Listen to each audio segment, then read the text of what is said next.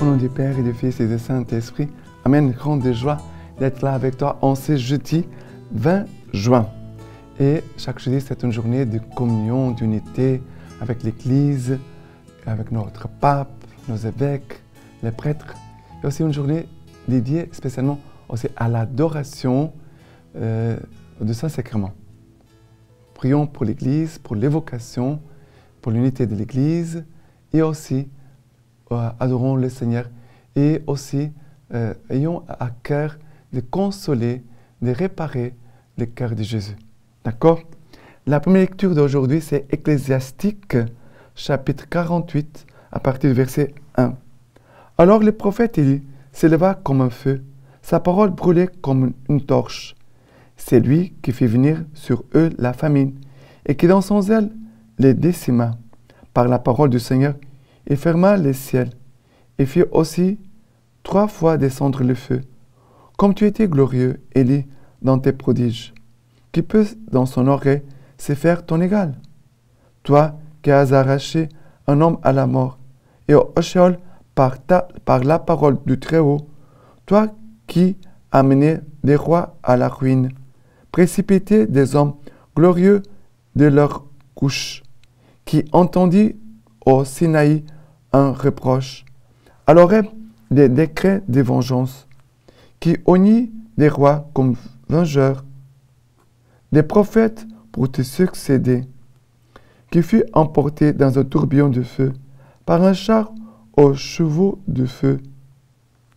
Toi qui fus désigné dans les menaces futures pour apaiser la colère avant qu'elle n'éclate, pour ramener le cœur des pères vers les fils, pour rétablir les tribus de Jacob. Bienheureux ceux qui te verront et dans l'amour s'endormiront, car nous aussi, nous possédons la vie. Car nous possédons la vie. Tel fut Élie qui fut enveloppé dans un tourbillon. Élisée fut rempli de son esprit. Pendant sa vie, aucun chef ne put l'ébranler.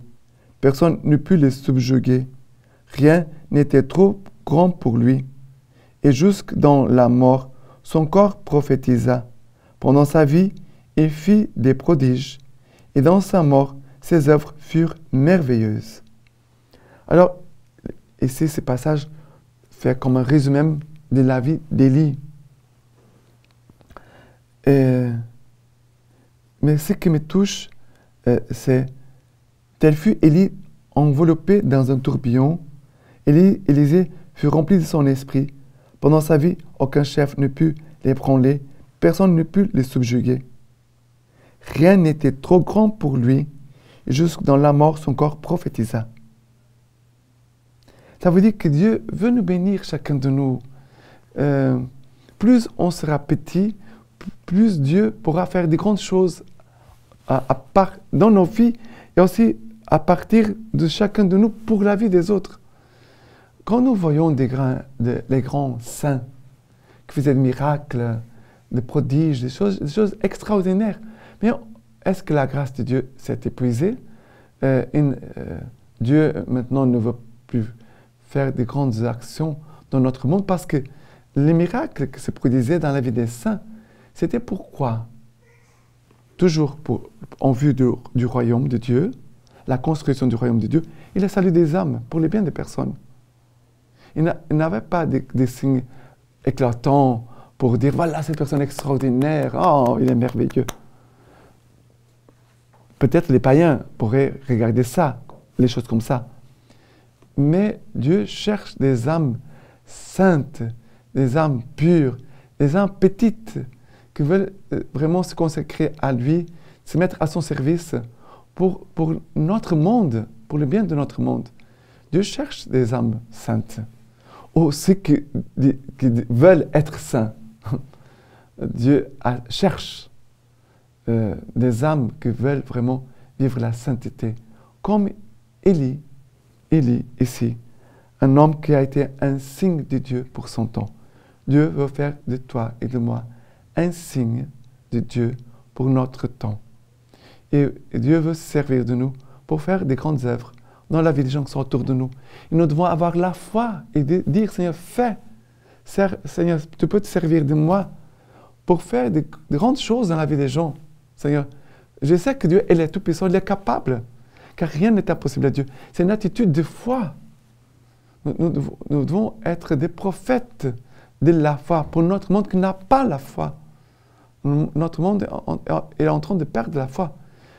Bien sûr qu'il y a des endroits où la foi grandit, mais nous devons spécialement dans les pays où la foi du passé est tombée, que des hommes et des femmes de foi puissent se mettre debout, se lever pour aider les nations à nouveau à récupérer à nouveau la foi.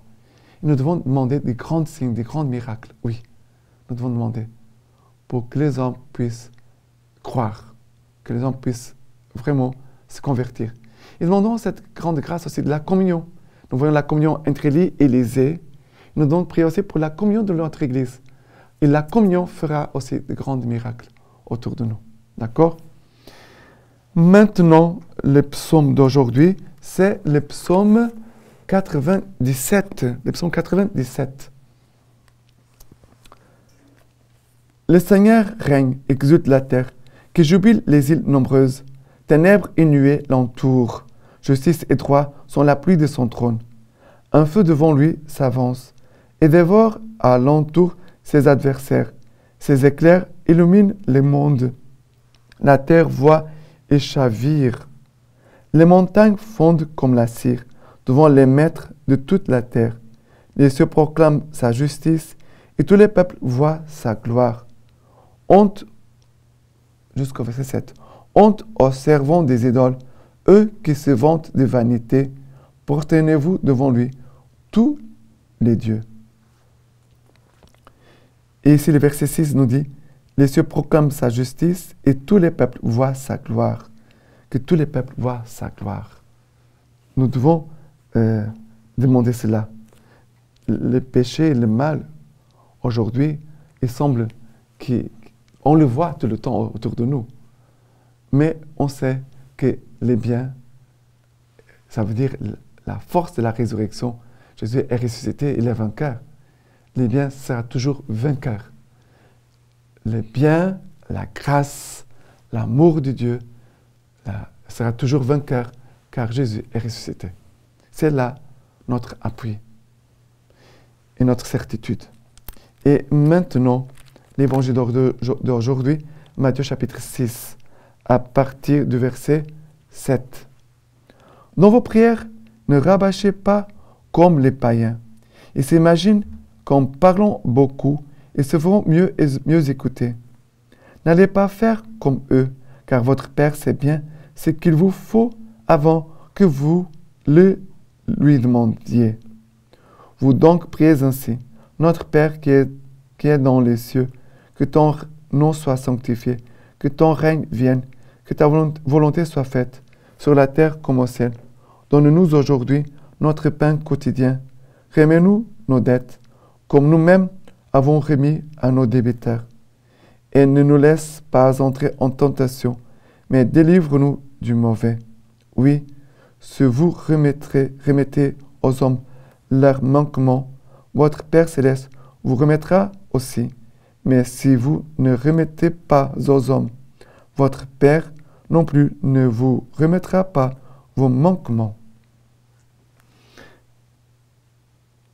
Dieu le Père connaît ce dont nous avons besoin. Avant que nous demandions quelque chose à Dieu, Dieu le Père connaît déjà ce que nous avons besoin. C'est pour cela que notre prière, on a besoin de parler, on a besoin de dire les choses à Dieu notre Père. Mais on doit savoir que Dieu connaît déjà nos besoins. Tout ce que nous allons lui demander, Dieu le connaît. Mais ce que Dieu veut nous dire, nous ne le savons pas encore. C'est pour cela que notre vie de prière, tout d'abord, doit commencer par l'écoute. Notre prière, spécialement, elle doit être écoute. Et c'est à partir de l'écoute que jaillit la prière de notre cœur. Et Jésus va nous apprendre aujourd'hui la prière de notre Père. C'est la prière des enfants de Dieu. nous sommes fils de Dieu. Jésus nous enseigne à appeler Dieu notre Père. Dieu est mon Père. La petite Thérèse, quand elle priait le Notre Père, elle disait, je commence à prier. Il me suffit de dire, notre Père qui est aux cieux. Notre Père. Et elle commençait à pleurer tellement elle était touchée par cet amour de Dieu qui est notre Père. La tendresse, la bienveillance, la bonté, la miséricorde de Dieu, notre Père, qui est dans les cieux et les cieux de notre âme. Très important de prier avec cette parole. Père, Père, tu es mon Père. Dieu, tu es mon Père. Voilà une phrase que nous pouvons prier pendant cette journée. Et à la fin, nous parle du pardon. Pardonne nos offenses comme nous pardonnons à ceux qui nous ont offensés. Et Jésus, il est en train de nous dire, pour que notre prière soit exaucée, il faut que notre cœur soit libre, que notre cœur soit rempli de miséricorde, que notre cœur soit rempli de pardon. Sinon, la réponse ne viendra pas. La bénédiction ne viendra pas. Il faut d'abord commencer par le pardon, de pardonner. Et après, Dieu nous bénira. Dieu, notre Père, nous bénira. Et la lecture patristique d'aujourd'hui de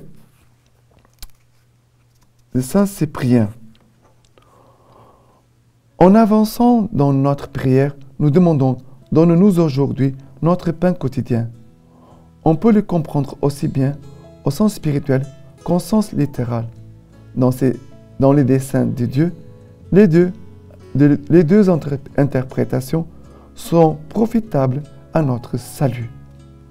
Maintenant, je vous laisse la bénédiction par les mains toutes pures de la Vierge Marie. Dieu Tout-Puissant vous bénisse et vous garde, le Père, le Fils et le Saint-Esprit. Amen.